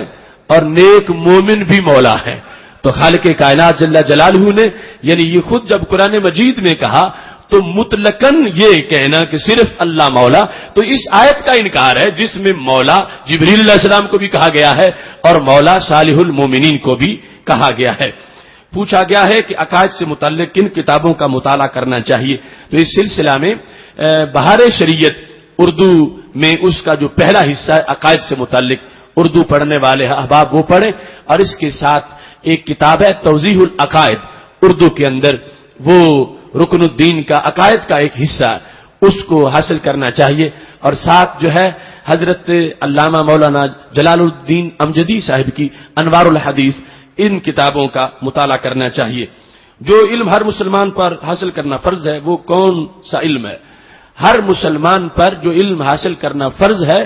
وہ علم ہے جس سے وہ اپنی وہ عبادتیں صحیح کر سکے جو اس پر فرض کی گئی ہیں۔ ایک مومن پر نماز پڑھنا بھی فرض ہے، نماز کے مسائل جاننا بھی فرض ہے، صاحب نصاب پر زکوٰۃ دینا بھی فرض ہے، زکوٰۃ کے مسائل جاننا بھی فرض ہے، جس کے پاس اوپر استطاعت حج کی ہے حج بھی فرض ہے، حج کے مسائل بھی فرض ہیں، اور اس کے علاوہ جو اس کا زندگی کا شعبہ ہے اس کے مسائل کو یوں جاننا لازم ہے جس طرح اس پہ نماز پڑھنا لازم ہے، یعنی تاجر پر تجارت کے مسائل، مزارع پر زراعت کے مسائل، اس طرح کی جو بھی زندگی کا فیلڈ ہے اس کی شرعی معلومات اس پر فرض ہے جس طرح کی نماز فرض ہوتی ہے۔ باقی پورا دین پڑھنا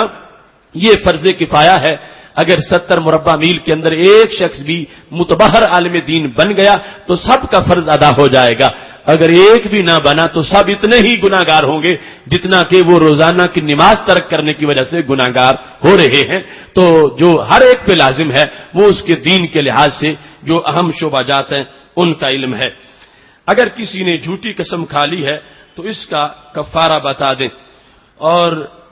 ہم 10 مسکینوں کو کھانا اگر نہ کھلا سکیں تو اس کی رقم کتنی بنتی ہے، اس میں بھی کوئی معین ضابطہ نہیں ہے۔ کفارۃ عشرۃ مساکین، جو اطعام عشرۃ مساکین ہے 10 مسکینوں کا کھانا، اس میں جو ہے وہ ایک مسکین کا کھانا وہ 2.25 سیر گندم کے لحاظ سے اس کو کاؤنٹ کیا جائے، اور جو ریٹ ہے اپنے علاقے میں اپنے وقت میں اس کے مطابق پھر جو ہے وہ 10 کا حساب کر کے وہ پیسے اتنے دے دیے جائیں۔ ایک مسکین کے لحاظ سے جو ہے وہ 2.25 سیر گندم ہے۔ کیا ٹوپی لیے بغیر نماز پڑھنا منع ہے؟ کیا زندہ انسان اپنی قضا نمازوں کا فدیہ دے سکتا ہے یا یہ صرف فوت شدگان کے لیے حکم ہے؟ نماز میں سر ڈھانپنا لازم ہے، یہاں تک کہ آج جن لوگوں نے یہ وتیرہ بنا رکھا ہے ان کے فتاوا میں بھی یہ لکھا گیا ہے، اسے خلاف سنت کہا گیا ہے۔ غیر مقلدین نے اپنے فتاوا میں اس کو خلاف سنت کہا ہے، اور یہ ایک نام نہاد روشن خیالی کا حصہ ہے، اور اس کی روزانہ آگے اس میں کمزوری آتی جا رہی ہے۔ یعنی آج کے 1 صدی پہلے کا مسلمانوں کا کوئی مجمع آپ کے سامنے ہوگا تو اس میں آپ دیکھیں گے کہ بہت کم شرح ہے کسی انسان کی کہ جو ننگے سر ہو، امامہ زیادہ ہے، ٹوپی ہے، اور پھر یہ اس طرح انحطاط اور کمزوری آتی جا رہی ہے۔ تو اس سلسلہ میں نماز کے علاوہ بھی اہتمام کرنا چاہیے کہ انسان ننگے سر نہ ہو اور امامہ ہو یا ٹوپی اپنے سر پہ رکھنے والا ہو۔ جہاں تک نمازوں کا مسئلہ ہے تو یہ پوچھا گیا زندہ انسان اپنی قضا نمازوں کا فدیہ دے سکتا ہے یا نہیں؟ تو نماز کا کوئی فدیہ نہیں، نماز کا فدیہ یہی ہے کہ بندہ نماز قضا کرے، یعنی جو ذمے ہے وہ پڑھے تو پھر جا کے ادا ہوگی، اس کے لحاظ سے زندہ کے لیے اور کوئی فدیہ نہیں ہے۔ مرنے کے بعد عذاب روح کو ہوگا یا جسم کو ہوگا؟ عذاب جسم کو ہوگا لیکن روح کا جسم کے ساتھ تعلق ہوگا، لیکن جسم کے لیے ضروری نہیں ہے کہ وہ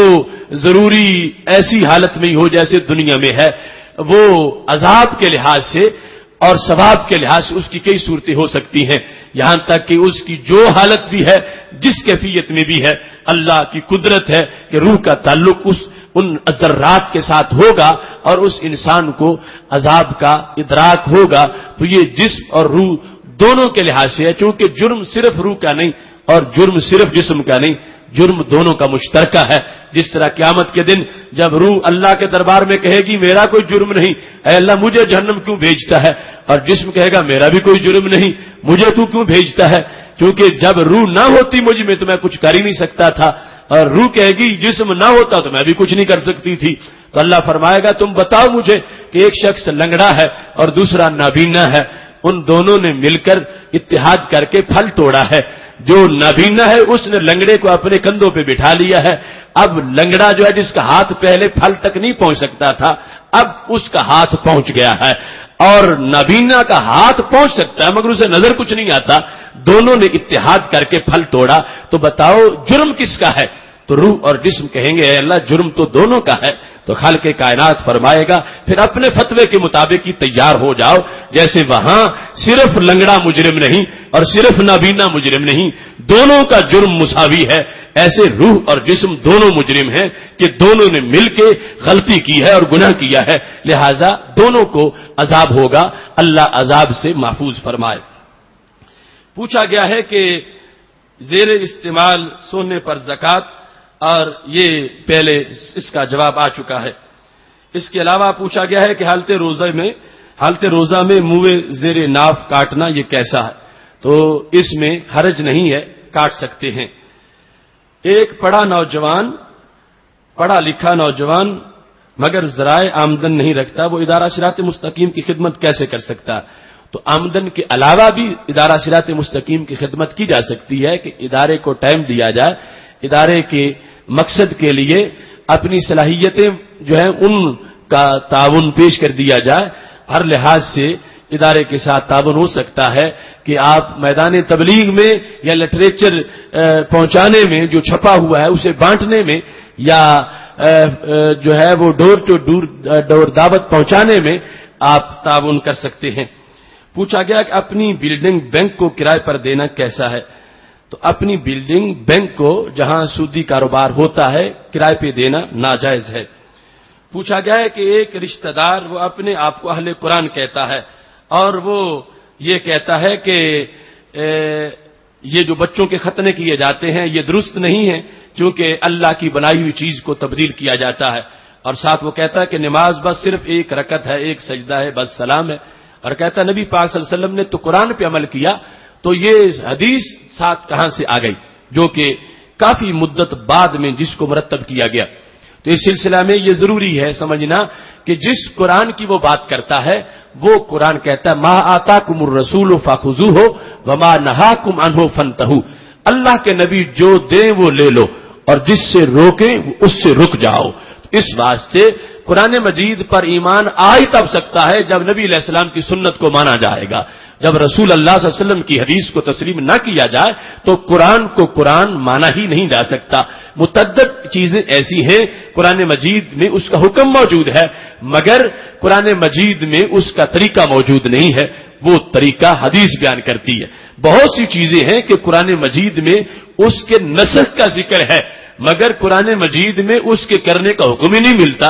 تو جب منسوخ کیا گیا تو پھر حکم کہاں تھا؟ تو حکم وہ سنت میں موجود ہے. اس بنیاد پر سنت کو مانے بغیر قرآن کو مانا ہی نہیں جا سکتا. جہاں تک رسول اللہ صلی اللہ علیہ وسلم کا حوالہ دیا جا رہا ہے کہ سرکار تو قرآن پہ عمل کرتے تھے، تو اس میں یہ ہے کہ سرکار کا عمل ہی تو قرآن کی تشریح ہے اور قرآن کی تعبیر ہے کہ جو قرآن نے کہا نبی اکرم صلی اللہ علیہ وسلم نے آگے اس پہ عمل کر کے تفصیل کر دی کہ اس پہ عمل کیسے کرنا ہے.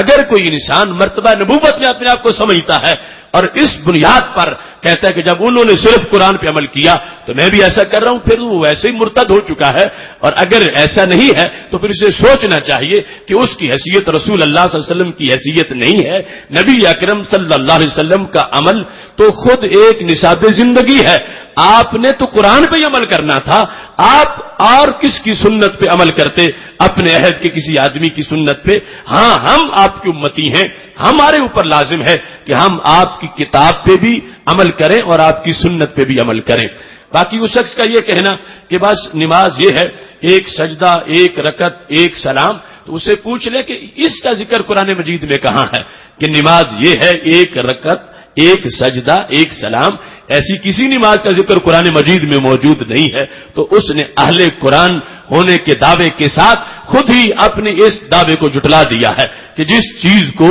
عام جو نماز رائج ہے مسلمانوں میں اس سے ہٹ کے وہ نماز کہہ رہا ہے، اسے بھی قرآن سے نہیں دکھا سکتا. وہ اس کی اپنی بنائی ہوئی سوچ ہے، اپنا گڑا ہوا غلط عقیدہ ہے، وہ وحی الہی کا حصہ نہیں ہے. اس واسطے ان فتنوں کے زمانے میں ایسے تمام لوگ جو ہیں انہیں حق کی طرف واپس پلٹ کے آنا چاہیے. پوچھا گیا اللہ رب محمد ونحن عباد محمد صلی اللہ علیہ وسلم، اس کا مطلب کیا ہے؟ اس کا معنی ہے کہ اللہ حضرت محمد مصطفیٰ صلی اللہ علیہ وسلم کا رب ہے اور ہم حضرت محمد مصطفیٰ صلی اللہ علیہ وسلم کے غلام ہیں. پوچھا گیا ہے کیا رسول اللہ صلی اللہ علیہ وسلم نے یا صحابہ نے فطرانہ رقم کی صورت میں ادا کیا یا نہیں؟ تو یہ موجودہ پیسے تو رائج ہی نہیں تھے، اور ویسے رسول اللہ صلی اللہ علیہ وسلم نے جو حکم دیا تو حدیث شریف میں اس کا ذکر جو ہے وہ گندم، جو اور کھجوروں اور کشمش کی شکل میں موجود ہے. لہذا ہمارے عرف میں جو رائج اور زیادہ لوگوں کے لیے آسانی ہے اس کے لحاظ سے گندم کے پائے جانے کی وجہ سے اس کی قیمت کے مطابق جو ہے وہ پھر فتویٰ دیا جاتا ہے. پوچھا گیا ہے کہ کہا جاتا ہے یا رسول اللہ کرم کیجئے خدا کے واسطے، اور یہاں پر جو لفظ بولا گیا اس میں پہلا حصہ جو ہے یا الہی رحم فرما مصطفیٰ کے واسطے، یا رسول اللہ کرم کیجئے خدا کے واسطے. تو سائل پوچھتا ہے تو کیا رسول اللہ صلی اللہ علیہ وسلم کے دربار میں اللہ کا واسطہ پیش کیا جا رہا ہے؟ جبکہ پہلے شعر میں تو ٹھیک ہے کہ اللہ کے دربار میں نبی اکرم صلی اللہ علیہ وسلم کا واسطہ پیش کیا جا رہا ہے. تو اس سلسلہ میں یہ بات ذہن میں رکھی جائے کہ واسطہ کا جو لفظ ہے اس کے معنی دونوں مقامات پر جدا جدا ہے. جو کہا گیا کہ یا الہی رحم فرما مصطفیٰ کے واسطے، تو یہاں پر رسول اللہ صلی اللہ علیہ وسلم کی ذات گرامی کو اللہ کے دربار میں بطور وسیلہ پیش کیا گیا، اور آپ کی جو اللہ کے دربار میں ویلیو ہے اس کے لحاظ سے اللہ سے اپنی حاجت مانگی گئی. اور جو دوسرا حصہ ہے یا رسول اللہ کرم کیجئے خدا کے واسطے، اب یہاں واسطے سے مراد ہے اللہ کی رضا کے واسطے، اللہ کی محبت کے واسطے، اللہ کے لیے. جس طرح مانگتا ہے تو کہتا ہے اللہ کے لیے مجھے شے دے دو، تو مطلب کیا ہوتا ہے وجہ اللہ، رضا الہی کے لیے، رضا الہی کے لیے. یہ نہیں ہے کہ جو کہہ رہا اللہ واسطے مجھے دے دو تو وہ اللہ کا تمہارے دربار میں وسیلہ پیش کر رہا ہے. نہیں، وہ اللہ کی رضا تمہارے سامنے پیش کر رہا ہے کہ تم رب کے بندے ہو اور رب کی رضا کے متلاشی رہتے ہو، اور یہ کام کرو گے تو رب کی رضا مجسر ہو جائے گی. تو جس طرح وہ لفظ واسطہ یا کے لیے استعمال ہوتا ہے، ایسے ہی اس شعر کے دوسرے حصے کے اندر یہ لفظ استعمال کیا گیا ہے. مسجد کے اندر ستونوں کے درمیان کی جو جگہ ہے وہاں پر کھڑے ہو کے جماعت کرانا کیسا ہے؟ جب ستون بڑے ہوں اور امام بالکل ان کے درمیان ہو تو اس صورتحال میں اس میں کراہت ہے کہ وہ علیحدہ مکان شمار ہوگا، جبکہ امام اور مقتدی کا مکان ایک ہونا چاہیے، یا کم از کم کچھ نمازی امام کے ساتھ اس مکان میں موجود ہونے چاہیے. اس واسطے امام کو تھوڑا سا ان ستونوں سے باہر جس طرف صفیں ہیں اس طرف کھڑا ہونا چاہیے تاکہ اس کا مکان مقتدیوں سے جدا شمار نہ ہو. پوچھا گیا کیا امتی نبی پر کلی یا جزئی فضیلت حاصل کر سکتا ہے؟ تو امتی نبی پر فضیلت حاصل نہیں کر سکتا، نہ کلی طور پر اور نہ جزئی طور پر. اور جو جزئی طور پر بظاہر لگتا ہے وہاں بھی اس امتی کی فضیلت نہیں ہے، بلکہ فضیلت پھر بھی نبی کی ہے، کیونکہ امتی فضیلت والا کام کر ہی نبی کے صدقے سکتا ہے. اگر نبی علیہ السلام کی وضاحت نہ ہوتی تو امتی کو وہ فضیلت کیسے میسر آتی؟ تو وہ پہلے فضیلت کا ثواب نبی علیہ السلام کے نامہ اعمال میں ہے اور بعد میں امتی کو ملے گا. مثال کے طور پر آج ایک شخص جو ہے جس نے 30 حج کر لیے ہیں تو وہ کہتا ہے میں نے 30 کیے، رسول اللہ صلی اللہ علیہ وسلم نے 1 کیا تو میرے حج زیادہ ہے. تو اسے اس بنیاد پر یہ سوچنا چاہیے کہ یہاں بھی اس کی فضیلت نہیں ہے. ایک تو اس بنیاد پر کہ ایک ہوتی ہے چیز کی کوانٹٹی اور ایک ہوتی ہے کوالٹی. تو نبی علیہ الصلوۃ والسلام کے حج کی جو کوالٹی ہے اس کے مقابلے میں ہزاروں حج بھی اس کی برابری نہیں کر سکتے. اور دوسرا یہ ہے کہ اس نے جو 30 کر لیے ہیں تو وہ نبی علیہ السلام کی شریعت سرکار کی رہنمائی میں کیے ہیں. تو رسول اللہ صلی اللہ علیہ وسلم کی رہنمائی کی بنیاد پر جو اسے طریقہ میسر آیا ہے تو پہلے وہ ثواب اس کے مستحق رسول اللہ صلی اللہ علیہ وسلم ہے اور اس کے بعد وہ ثواب اس امتی کو ملنے والا ہے. پوچھا گیا کہ یہ ایک سٹیکر چھاپا گیا ہے جس میں لفظ اللہ کو لکھا گیا ہے. یہ مختلف کاروں پر لگایا گیا ہے جس میں 5 نام ملا کے وہ لفظ اللہ بنایا گیا ہے. محمد، علی، فاطمہ، حسن، حسین رضی اللہ تعالیٰ عنہم صلی اللہ علیہ وسلم. تو اس میں شرعی طور پر قباحت ہے. اس سٹیکر کا رواج ختم کرنا چاہیے. اس سے یعنی وہ تصور ابھرتا ہے جو اقانیم ثلاثہ کا تصور عیسائیوں کے لحاظ سے موجود تھا، یا ایک مرکب ہونے کی حیثیت یا اجزاء ہونے کی حیثیت جو ہے اس کی طرف کسی کا دھیان جا سکتا ہے. اس واسطے اس سے اجتناب کرنا چاہیے. پوچھا گیا ہے کہ آپ نے انما انا بشر مثلکم والے اس سبق میں ایک آیت بتائی تھی کہ جس کو پڑھنے سے بندے کی چارپائی سے لے کر بیت المعمور تک فرشتے پر تان کے کھڑے ہو جاتے ہیں. تو وہ آیت کون سی ہے؟ تو آیت وہ سورہ کہف کی آخری آیت ہے، قل انما انا بشر مثلکم یوحی الی. یہ آیت آخر تک جو ہے اس کے لحاظ سے حدیث شریف میں اس کی یہ برکت بیان کی گئی کہ جو یہ پڑھتا ہے اللہ تبارک و تعالی اس کو نور دیتا ہے اور وہ نور بہت زیادہ ہوتا ہے اور آسمانوں تک اس وہ نور پہنچتا ہے. سوالات کا سلسلہ اختتام کو پہنچنے والا ہے. میری کوشش تھی کہ تقریباً کم از کم 50 سوالوں کا جواب آ جائے، تو یہ 50ویں سوال کا جواب اب میں دے رہا ہوں. پوچھا گیا ہے کہ آپ نے جو حدیث بیان کی کہ حضرت عیسیٰ علیہ السلام جب اتریں گے تو وہ جزیے کا حکم ختم کر دیں گے، تو یہ کس جگہ پہ یہ حدیث شریف موجود ہے؟ تو بخاری شریف جلد نمبر 1 صفحہ نمبر 490 پر جو کتاب الانبیاء علیہم السلام ہے، کتاب الانبیاء علیہم السلام میں باب ہے، باب نزول عیسیٰ بن مریم علیہم السلام. اس باب کے اندر اس کا تفصیلاً ذکر موجود ہے. رسول اللہ صلی اللہ علیہ وسلم نے ارشاد فرمایا یکسر الصلیب، وہ ایک کام تو یہ کریں گے کہ صلیب توڑ دیں گے، اور یقتل الخنزیر، خنزیر کو قتل کریں گے، یدع الجزیہ، اور جزیے کا حکم جو اب جائز ہے وہ اس وقت اس حکم کو ختم کر دیں گے. پھر یا کلمہ ہوگا یا پھر سر اتار دیا جائے گا. یہ درمیان والا جو معاملہ ہے جزیے والا، ذمہ بن جانے والا، یہ حیثیت اس وقت ختم ہو جائے گی. تو یہ 50 سوالات کے جوابات میں نے آپ کے سامنے بیان کر دیے. اگر موقع ملا تو باقی کی انشاءاللہ بیان ہوتے رہیں گے. اللہ تبارک و تعالی عمل کی توفیق عطا فرمائے. وآخر دعوانا ان الحمدللہ.